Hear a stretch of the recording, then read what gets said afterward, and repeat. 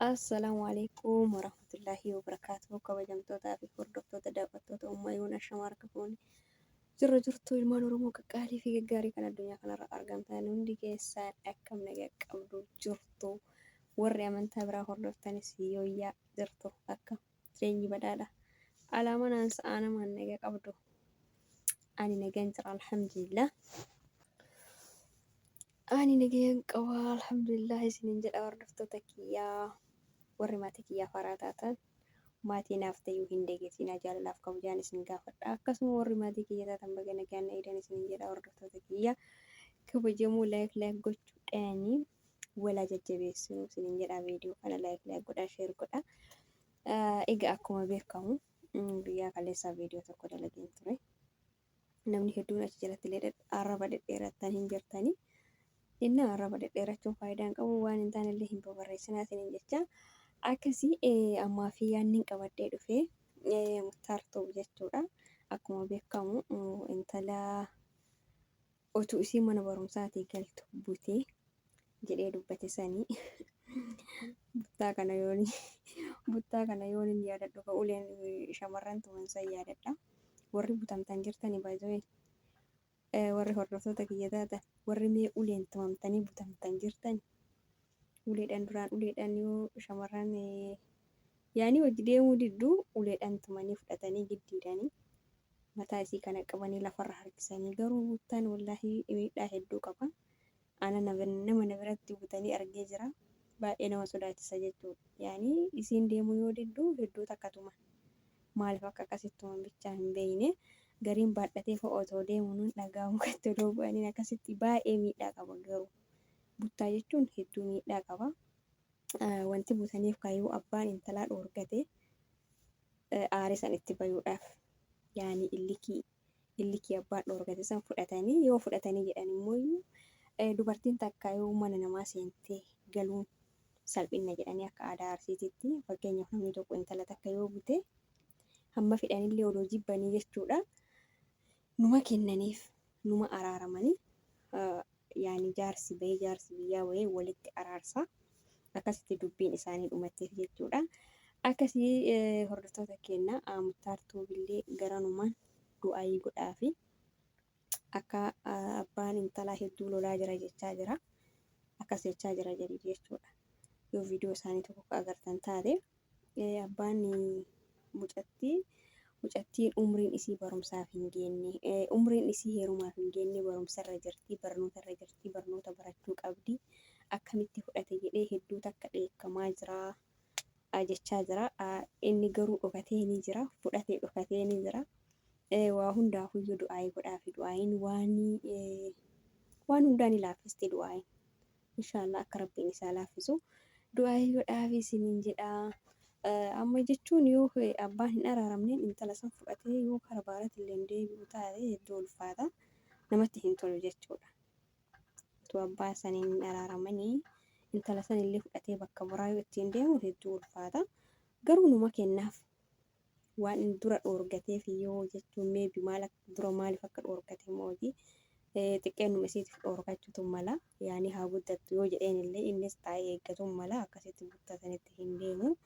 Hundaafuu numa kennaafi abbaan intalaa yeroo jalqabaatiif nima boona takkaan ishii hin jedhu takkaan dhaabbadhe hin jedhu numa boona kan yeroo jalqabaatiif yaani jalqaba irratti numa bobboona ergasii yoo itti deddeebi'an tole jechuun isaa waan hin hafne hundaafuyyuu waan jabaatte hundaa rabbiin isaa haa laaffisu. Yeroo kana keessatti nama butuu jechuun immoo gama seeratiin baay'ee ulfaataadha. Sabana yaani yeroo buttaan dhoorkamee hafee jira buttaan qaata hafee garuu akka tasaa yoo jiraate malee buttaan hafee jira. Aadaa duubatti hafaadha jedhama. Namni nama butullee yeroo kana keessatti waan baay'ee jiru irratti fakkaatu yeroo ammaa walumaa galteen jaalalumaan wal jaalatanii waliin deemanii yoo wanti illee ta'e yoo warri illee kennuu dide dubartii takka yaanii waluma janajjananii waan akkasumatti waliin deemuu isaanitu jira.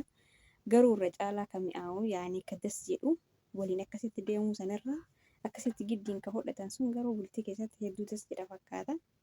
Akkam jettu isin koomentii jalatti ani garuu harka qabattee akkasitti waliin galuu sanarraa yoo butanii galanii bakka kabajaa qabaaf, namnis kabajaa qabaaf. Haati gurbaa sanillee kabajaa qabdii fi namni naannoo sanillee kabajaa qabaa fi akkasuma innillee haga tokko kabajaa qabaaf giddiin fudhadhe jedha jechuudha yeroo duraatii san. Yeroo duraa san namni nama wajjin galu salphina yaanii harka qabattee yoo dhalaan takka isaa waliin galtu baay'ee takka intalli akkasitti bar deemtee galtee manaa wayuu didde minaamin jedhamee haasawamaa ture. Ni beekna kan hundi keenya yeroo biyya jirru yeroo biyya keessa jirru ni beekna ni agarra naannoo keenyatti waan ta'u akkasitti waliin galu irraa akkasitti yoo butanii fudhatanii galatanii sanii das jedha fakkaata. Garuu ana das yaanii bakka namatti tola. Walumaa galatti shamarreen takka abbaa manaa yookaan immoo jaalallee jaalate san wajjin si jaaladhe wal jaalanne jedhanii waliin galuu irra yoo akkasitti fudhatan sanii haga tokko kabajaa qaba akka naannootitti. Garuu buttaan suni miidhaas ni qaba. Akkasuma immoo xiqqoo faayidaan isaa yoo kabajaa yeroo duraa saniif kabajaadha bakka. Tala akkasitti bar giddiin fudhatanii giddiin fudhadhee bar jedha innillee. Yeroo garuu immoo buttaan sun hedduu takka miidhaan isaa jechuudha. Namni tumanii yeroo sanii baay'ee tokko tumanii intalli yoo wajjin deemuu diddee yoo iyyitee isiin kajettu taate hedduu takka tumanii tumiitiin sun isirratti miidhaa geessuu danda'a. Namni tokko tokko mootiyyuu fakkeenya intala buta jedhee fa'a haadha fa'a manaa baasu jira. Yaanii intala butuudhaaf deemee halkan butan duraan jechuudha dubartii namni tokko garigariin mootiyyuu yaanii yeroo isiin gabayaa baatu yeroo isiin mana barumsaa galtu hin beektan jechuudha isin hundi keessaniyyuu. Yeroo akkasiisan fudhatanii tokko immoo halkan fudhatu sanii intala fudhadhatti nama haadha fa'aa fuudhee gadiin bahee arganii ol deebisan fa'aatu jira. Ani waan dhageerraa jechuudha. Intala siyaanii haadha fuudhanii gadiin bahanii haadhaaf intalli doo bakka takka bulan. Wallahi suni baay'ee miidhaa guddaa qaba jechuudha. Mee amma soddaatii gadiin bahanii ol deebisuu hedduu ulfaata. Kanumarra mootiyyuu seerumaan abbaa yoo kadhatan yoo kenni baay'ee gaariidha. Shamarreen takka yoo umriin isii heerumaaf geette heerumtee barachuullee barumsas wanni isii daangessu jiru ni baratti. Bultii ofis qabattee barumsallee barachuu dandeetti. Garuu haalli biyya keenyaa sun namaaf hin mijaa'u malee jechuudha. Yoo haalli mijaa'eef barumsallee bultillee wal bira oofachuu hin dandeetti. Haalli biyya keenyaa fakkeenyaaf yaanii namni yoo bultii godhate waa hedduu yaada.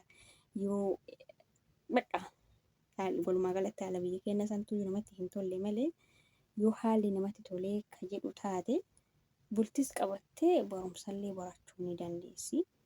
Wanni isii daangessu hin jiru. Fakkeenya namni tokko yoo waa mindaaf akka argatu taate barachuu hin dandeetti. Hamma barbaadde san barachuu hin dandeetti isa birallee teette. Kanaafuu kabajamaa yoo dhiirri dhufe intala yoo ka isii horatu ta'e yoo ka akhlaaqa gaarii amala gaarii qabaatu taate kennuufidha yoo kadhatan. Yoo umriin isii hin geenne illee kaadhimee fi haga isiin guddattuu fi innillee abdiidhaan eeggata.